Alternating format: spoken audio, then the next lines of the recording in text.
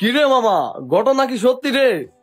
বাংলাদেশে কাকে নাকি 1 নাম্বার সুদর্শন পুরুষের অ্যাওয়ার্ড দিছে। এখন খবর লইয়া দেখি হ্যাঁ নাকি পুরুষত্বই নেই। কেমনে কি মামা, হিসাব তো মিলে না। বাংলাদেশের সুদর্শন পুরুষ নাকি এডলফ খান, যাকে অ্যাওয়ার্ডও দেওয়া হয়েছে। আমার কাছে বাংলাদেশের সুদর্শন পুরুষ মিজানুর রহমান আজহারি হুজুর। এদেশে সবকিছুই সম্ভব। 6 মাস ও বাচ্চার বাবা হওয়া যায়। একটা বুড়া বেড়ি সুন্দর পুরুষ হওয়ার অ্যাওয়ার্ড পায়। এ দেশ থাকলে আর কত কিছু দেখমু। হ্যাঁ ভাই, এরই আঙ্গ কপাল। এই অ্যানাকন্ডার সাউডাই বলে দেশের সবচাইয়ে সুদর্শন পুরুষ। এই সুদর্শন পুরুষের একখান নোবেল হারাতে ধরাইয়ে দিতে আছে। মুই যদি বিচারক হইতাম, আরে নোবেলের জায়গায় একটা নুনুবেল ধরাই দিতাম। কেন? কারণ হেরিকেন জ্বালাইয়ে তল্লাশি করলেও এর লগে নুনু পাবেন না।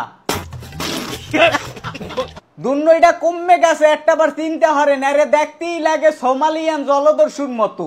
এই বলে দেশের সবচাইয়ে সুদর্শন পুরুষ। আমার চ্যাটার বাল না ভাই, যে লোকের লিঙ্গ নাই হে লিঙ্গ ছাড়া কেমনে সিংহ হইয়ে যায়, হেইটাই তো আমার মাথায় ঢোকে না। আমি কিছুতেই মেনে নিতে পারবো না। আর থতমাটার দিক চাইলেই তো মনে হয় যে আস্তা একটা মাতারি। একটা শাড়ি পরাই দিলে একদম খাঁটি বউ। আপনার বউয়ের শাড়ি পরে কি আপনি রিল ভিডিও বানান? না, ও শাড়ি পরে না, বেসিক্যালি ও কখনো শাড়ি টাড়ি পরে না। সাংঘাতিক সাহেব একটা ভুল প্রশ্ন করছে। হে নিজেই তো হইছে একজন বউ। হ্যার বউ হবে কমিদ্যা। আম্মুর বা অনেক রকম বুয়ার ক্যারেক্টার গুলো করি, বা অনেক রকম নানি মামি চরিত্র গুলো করি, এগুলো আমার ক্যারেক্টার গুলো খুব হিট। ও মাবু তো খোদা কথাটা হনসু। মানে হে বুয়ার চরিত্রে অভিনয় করতে, মার চরিত্রে অভিনয় করতে, বুইনের চরিত্রে অভিনয় করতে, হেই বেড়া বলে দেশের সবচাইয়ে সুদর্শন পুরুষ হইয়ে গেছে। এটা তো আস্তে একটা বেড়া আক্তার মাতারি। এরা কিভাবে সুদর্শন পুরুষের নোবেলটা পায়, এইটা আমারে বুঝা ভাই, তোরা কেউ বুঝা। আর এই নোবেলটা দেশো কেটা?